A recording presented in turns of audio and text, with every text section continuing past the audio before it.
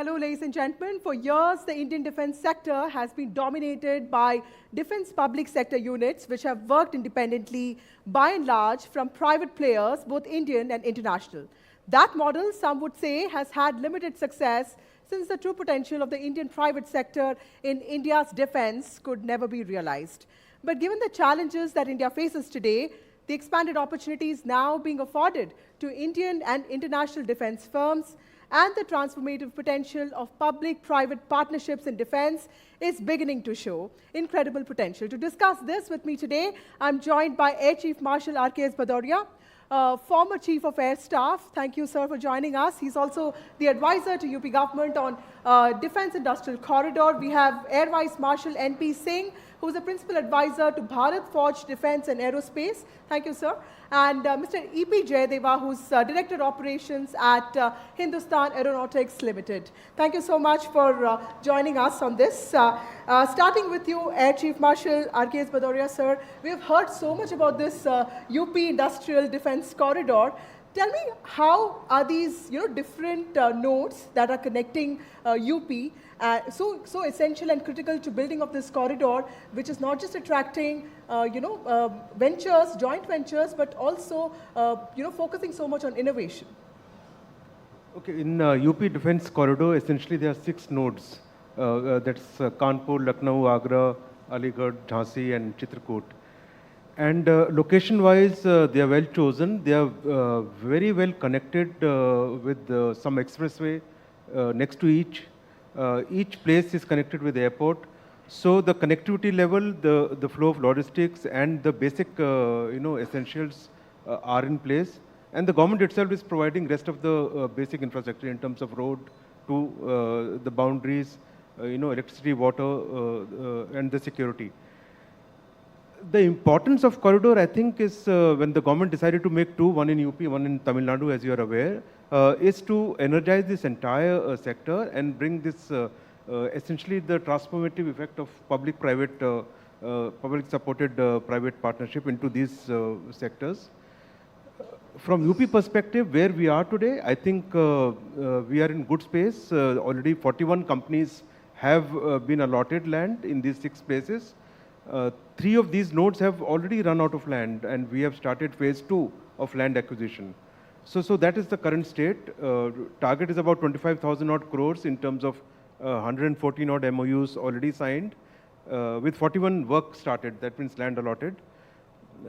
So overall, I think with the recent inauguration of ammo factory at Kanpur from Adani's was the first big production unit that has gone into production. Similarly, now all others will come up over the next year. I think important is now to not only look at large companies and populate the MSMEs and startups around it so that they can be supported. So that's our focus area. Bring the large players, bring a ring of MSMEs and smaller companies next to it, and build an ecosystem that can be supported. Right.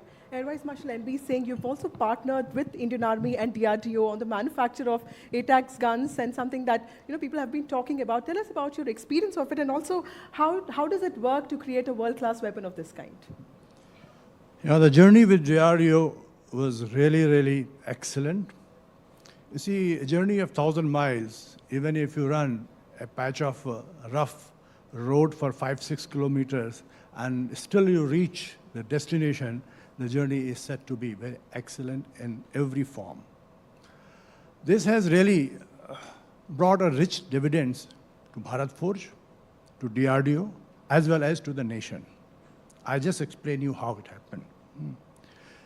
You see, initially when we started this process of thinking of doing a partnership for the artillery units, the first thing was that we had to create infrastructure, specific requirements to the artillery guns. Because, yes, we had one plant that was with the ordnance factories for the barrel manufacturing. There was no other plant. So a specific infrastructure which was required for the artillery system, which was created.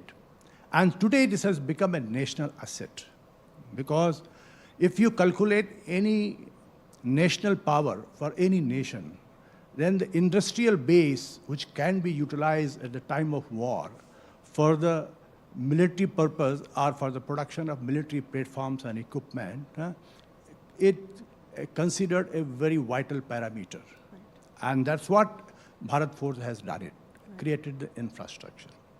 Secondly, the indigenous production of such a weapon system reduces the dependence on import, and thus it gives you a jump on your self-reliance. That's what happened. Thirdly, when such weapon system or platforms are manufactured in great numbers, which is required for the country, huge country like India, which has got a very big borders, then there is a lot of job opportunities which are created. And this also stimulates the economic growth.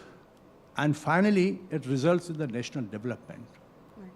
This has given a lot of technological advancement, or I can say knowledge, to Bharat Force in the whole journey as such, because we had to create infrastructure, we had to skill our manpower to the required job, we had to really put the international standards for the quality, as well as we have to comply with various international standards to come up to the requirement of the DRDO as well as for the production facilities. Right. This. Mr. Finally, yes. I just come, last point which is there on this. Finally, this project has put India as well as Bharat Force in the world map.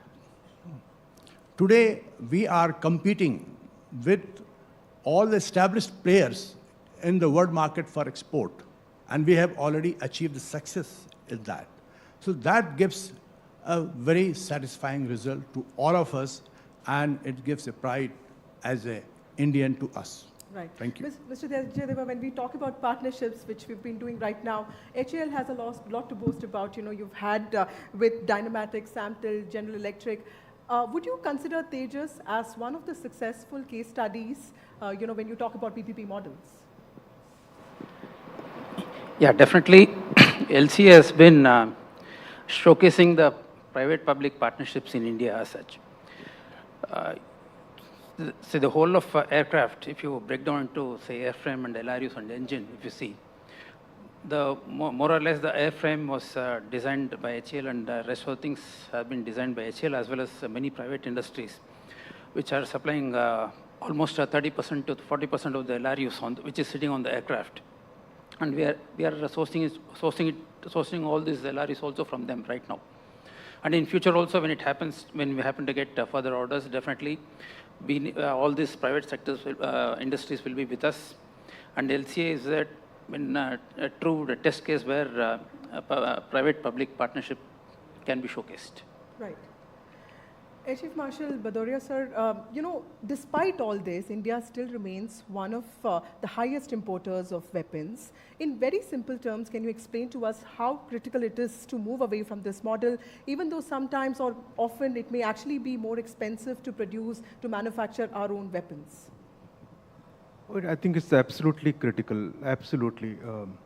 To become self-reliant, I think Atmanirbharta is the target. So why it is important is very clear.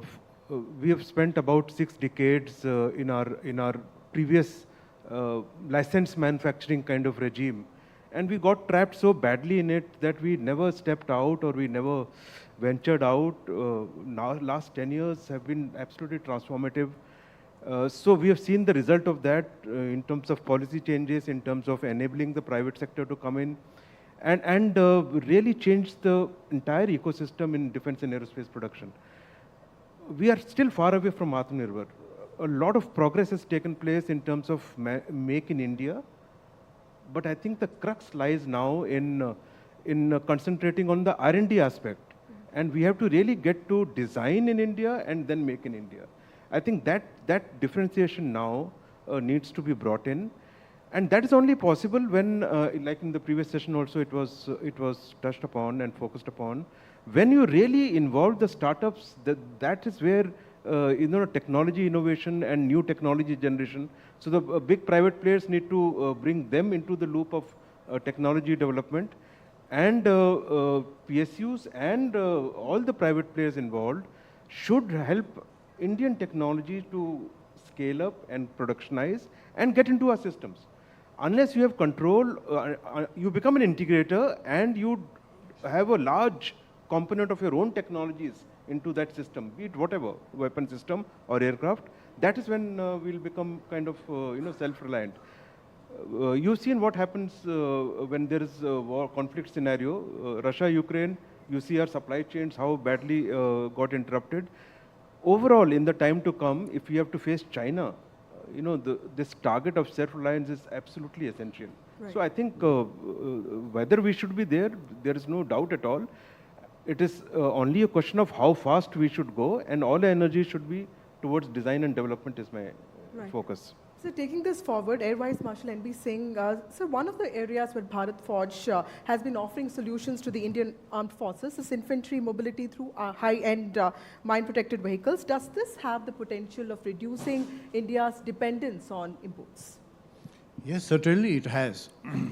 And it has the full potential for reducing the dependence on the import as well as, and it has got export potential also. How I would say, just explain you how it is important to reduce the import and how this program has started.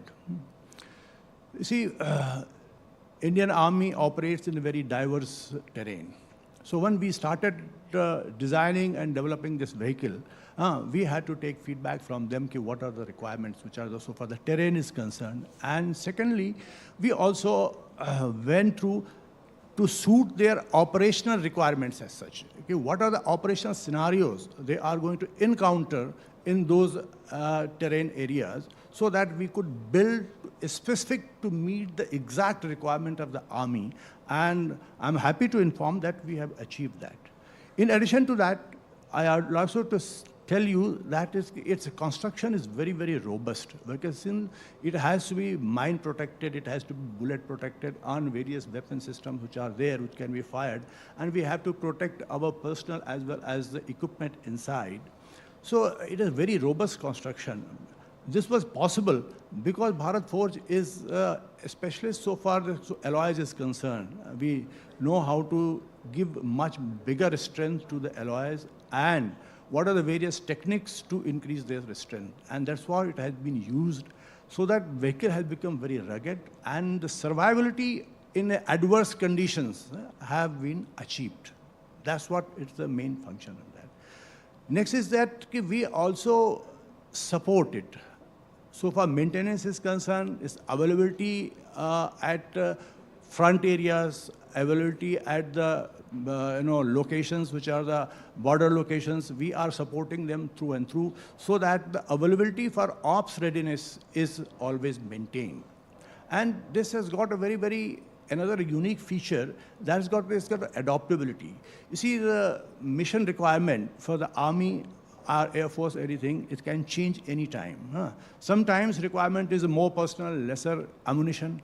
Sometimes requirement is more ammunition and lesser personnel, whatever it is there. So they have to adjust according to that. So this design and configuration is very adaptable to that. And that's how we could meet the exact requirement of the Army. And it has certainly, I can say, is reduced the requirement of import quite a bit. Right. Mr. Jayadeva, taking off from there, one of the key concerns for HAL, I understand, is to also speed up the manufacture of Tejas and other forms of aircraft, LCH. What is the potential of hiving off a part of production to private players? See, we have gone are the days when HAL used to be vertically integrated, and then we used to do up to the last nut and bolt. If you take 50 years back, if you go back 50 years back, gone are those days now. See, you take any project which is currently ongoing at HAL, there is a signature of n number of private industries into that. So during the last 2 decades, it used to be through manufacture, like outsourcing of manufacture, build to print sort of a concept we used to have. But now we are moving into design of even systems also, systems and LRUs, we are moving into that. Okay, having said that, now coming to the capacities and then rate of production of LC and other helicopter platforms, what we are looking at. There also we have a lot of partners working with us. Instead of naming the people, instead of naming the industries, I can tell you, we have partners working with us on the build of LCA wings, LCA front fuselage, rear fuselage. We have broken down into three or four major parts, including the fin and rudder, where we get it sourced from different private industries. So it's integration of all the industries within India, which is getting into LCA, build-up of LCA.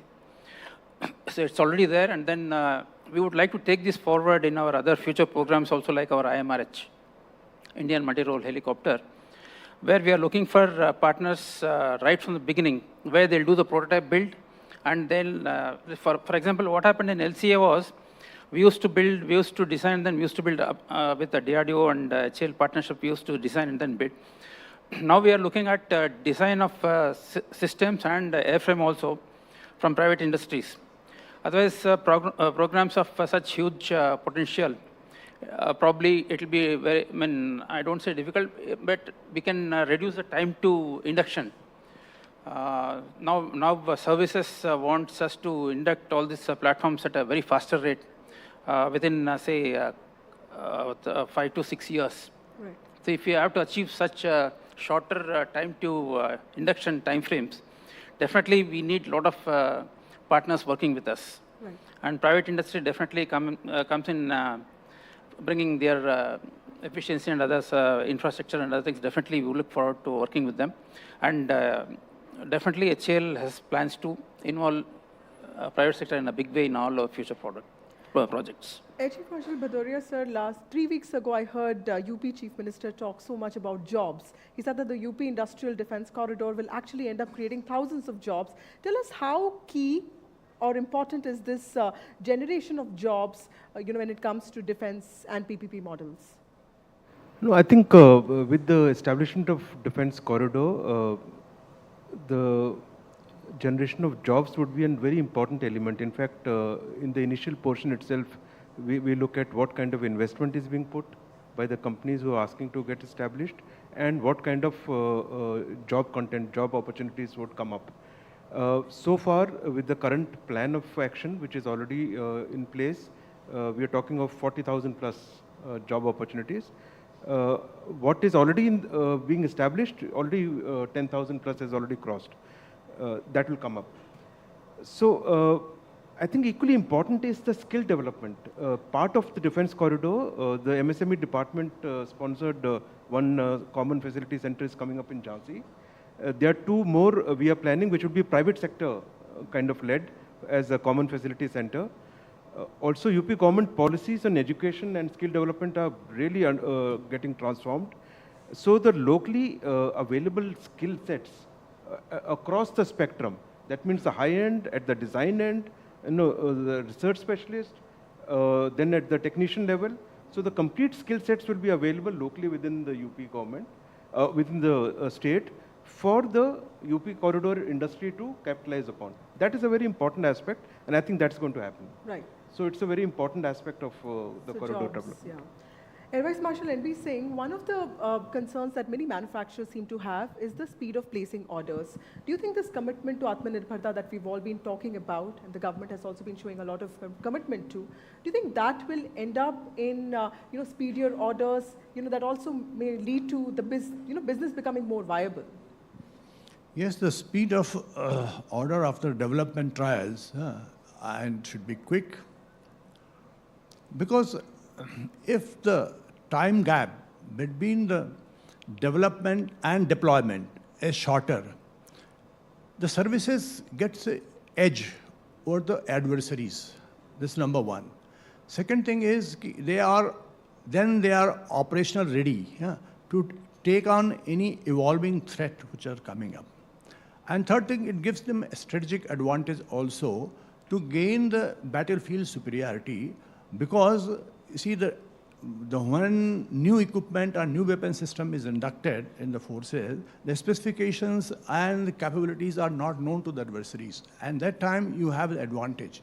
So if this is delayed, then you lose that advantage. This is so far the services are concerned. So far the industry is concerned, yes, because industry has been waiting, develop the equipment, weapon systems for so long. They have, and the trial period is for the armed forces in the context of the Indian context is approximately 2 to 3 years. So once you have gone through all those trials, then you have invested a lot of money, so for manpower and everything, then the industry needs that it should be done on the fast track. This is the one. And if we are able to do that, then industry will be able to plan their production in due course of time. They can plan their resources. They can plan, they skill the manpower which is required for the job as such, and they will be able to supply the equipment in time to the forces. Mr. Jayadeva, given the strategic importance of Atmanirbharta, what changes do you anticipate in the procurement policies? How should they be revised to prioritize fast tracking of projects? See, one of the major initiative we would like to look at is, see, for example, fast tracking, basically what happens, okay, I'll come back to LCA as such.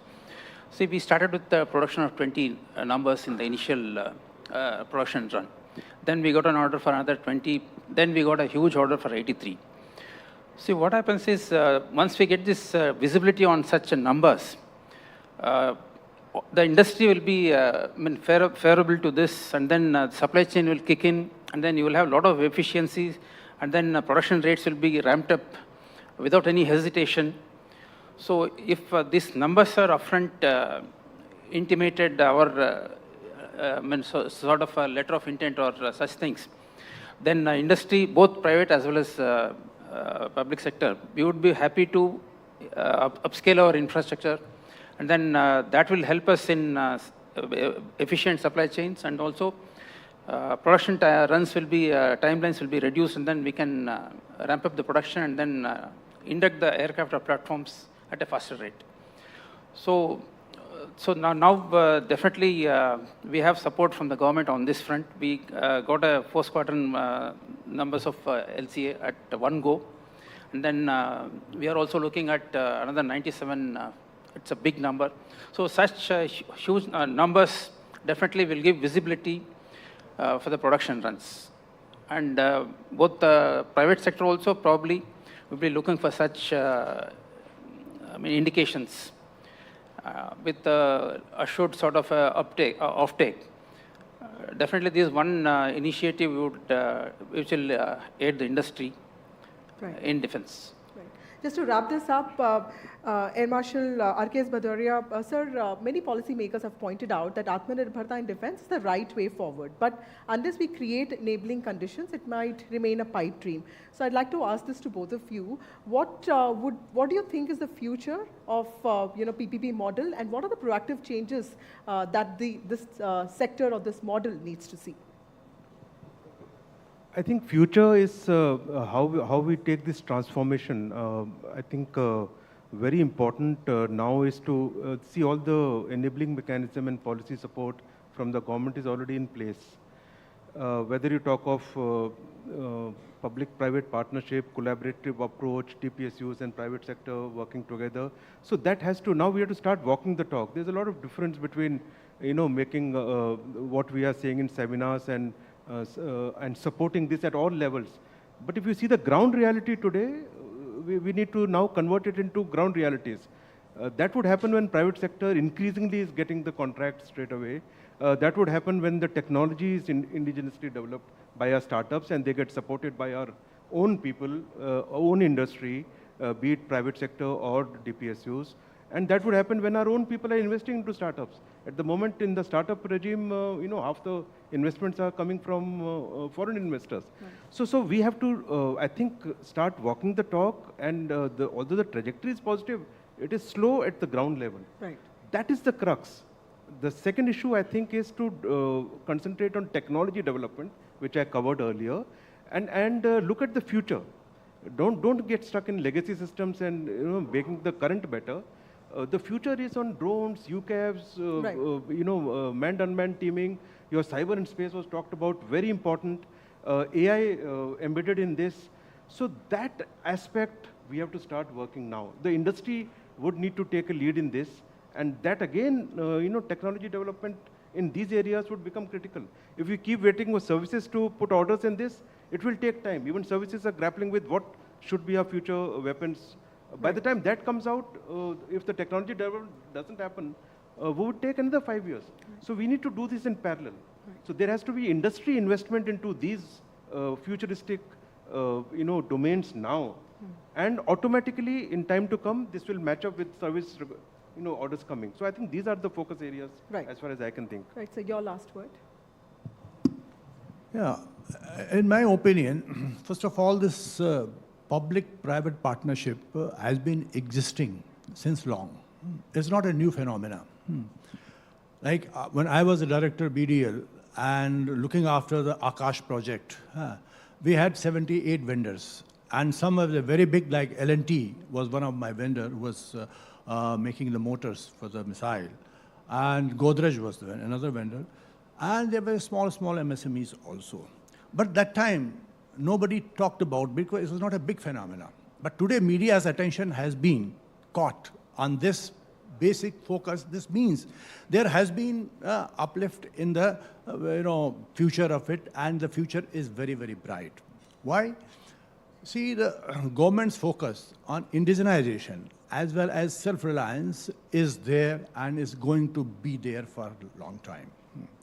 And this is the only way to bring up the change in our environment.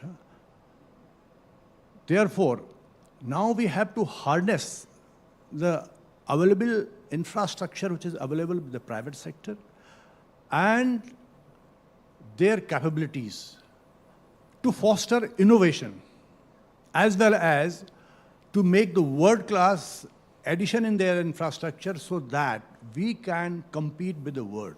Today, we are not going to make the weapon system only for India. We have to make in India for the world. And that's the motto, we have to follow it. And this can be done only with the help of the private industry. Right. Now, there are certain challenges also. You see, the expenditure on R&D by the private industry, barring very few of them, is very, very little. This has to increase, this is number one. And second thing is they have to adopt various quality systems as well as the standards which are international in nature. They have to start working on that from day one. So for the policy changes, which I recommend sitting outside and working with the industry, I feel that what a Ministry of Defense has to do that, they have to incentivize the expenditure which private industry is doing on the R&D. Right. This must be incentivized. And if we achieve, we are able to overcome these challenges, then I think we will be. The future is very, very promising. And why not? If you see the public-private partnership in other sectors like road, civil infrastructure, ports, and power, it has flourished. Why not in defense sector? Right. And with this, I think it's very, very clear that is private industry is going to participate in full, and this model will certainly gain momentum in years to come.